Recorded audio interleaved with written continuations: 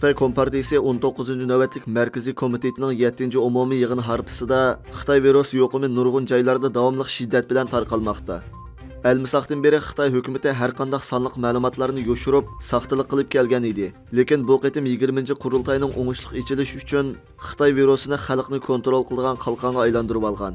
Xitoyning Xinan o'lkasining Xitoy virusi bilan yuqumlangan tekshirishda musbat chiqqanlarni aktiv fosh qiluvchilarni 50 ming yuan bilan mukofotlash siyosatidan keyin boshqa o'lka shaharlari virus yuqum ahvoli bo'lmasa-mo, shaharning taqildiganligi to'g'risida uqtirish chiqargan. Sharq Turkistonning Urumchi, G'ulja, Korla, Turpan va boshqa shaharlarda shahar taqa siyosatlarmi chekidan oshmoqda. Nurg'un ko'chman ishchilar hayot qilish qiyinchiligida qolmoqda. Xitoy doiralari ayrilishga amalsiz qolgan sayohatchilardan qayta ishga o'rinlashishni talab qilgan. Qapsilib qolganligini ilgari surgan Shanxaylik bir sayohatchi, "Men Urumchiga sayohatga kelgan edim. Aeroplandan tushimgili yuqum sababi bilan qo'lga ilinib Turpanga uzum uzishga o'rinlashtirildim. Uzum uzishning kundalik maoshi 120 yuan bo'lib, yemeklik va turalg'ini o'z ishiga oladi. Shanxayga qaytish vaqtimni 20-navbatlik qurultaydan keyinga o'rinlashtirdi" degan. Bu kishi yana bu haqiqatan Xitoy virus yuqum masalasi emas, balki 20-navbatlik mamlakatlik qurultay yig'ini etish dedi. Xitoy hukumati 4-oktyabrdan boshlab Sharq Turkistonda barliq poyezd va uzun yo'llik avtobuslarni to'xtatib, ko'p qism navbatchi aeroplanlarni to'xtatgan. Aholilar va sayohatchilarning ayrilishini cheklagan.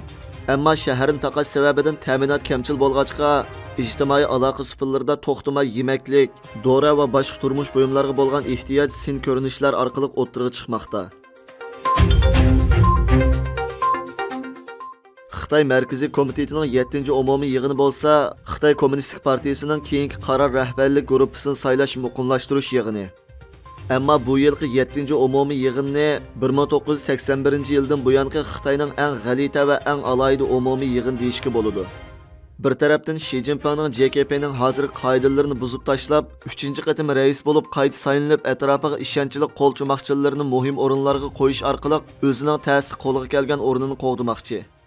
Yana bir jihatdan aytganda, o'tgan 5 yilni Xitoy islohoti va ichitilgan 5 yildan buyangi eng nachar 5 yil deyishga bo'ladi. Iqtisod krizisiga petibli qolmay, diplomatik sifimi qo'rishavda qolgan.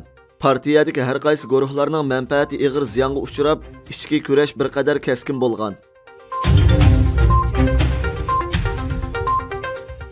10-oktyabr kuni Ukrainadagi Kiyevni o'z ichiga olgan bir qancha shahar Rossiyaning boshqariladigan bomba tarafidan bombardimon qilinib, portlashda o'lim yetim, ul asliha va binolarga ig'ir ziyon bo'ldi.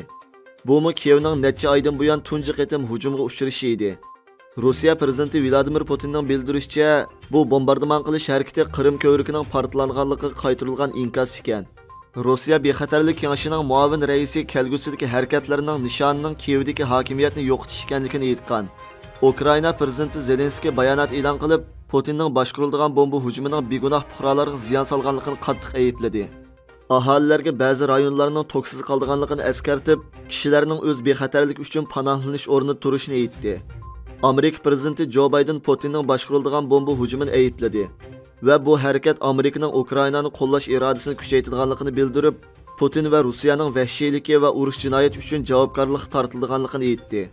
Shuning bilan bir vaqtda u Ukraina prezidenti Zelenskiyga Ukrainani eng ilg'or boshqariladigan bomba mudofaa sistemasi bilan ta'minlashga va'da berdi.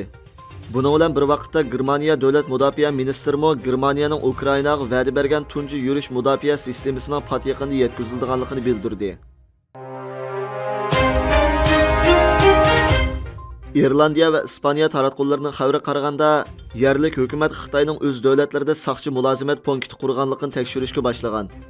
Ba'zi xabarlarda aytilishicha, Xitoyning dunyoning har qaysi joylarida 50 dan ortiq saqchi mulozimat punkti qurgan bo'lib, chegara halqagan saqchi harakatlari sababidan nurg'un davlatlarning diqqatini qo'zg'agan ekan. 8-oktyabr Irlandiya vaqt gazetining xabar qilishicha, Irlandiya hukumati Xitoy bosh elchixonasidan poytaxt Dublinda Xitoy Kompartiyasi qurgan saqchi mulozimat punkti haqida javob izlagan. Dokladda Irlandiya hukumati bu harakatning davlat ichi va xalqaro qonunlarga mos keladigan kelmaydiganligini tekshiryotidi deyilgan. Ispaniya pochta gazetimi bir qism ommaviy tashkilotning bu haqdagi doklatining mazmunini dalillab, doklad tilga ilingan Ispaniyadagi kam deganda 2 Xitoy saqchi mulozimat punkti haqiqatan Xitoydagi saqchilar bilan hamkorlashayotganligini, bu saqchi mulozimat punkti Sibiriya va Ispaniyada qonunsiz bexatarlik harakatlariga qatnashgan ekan. Xabarlarga qaraganda Ispaniya Ichki ishlar ministrligi rasmiy tekshirishni boshlagan ekan.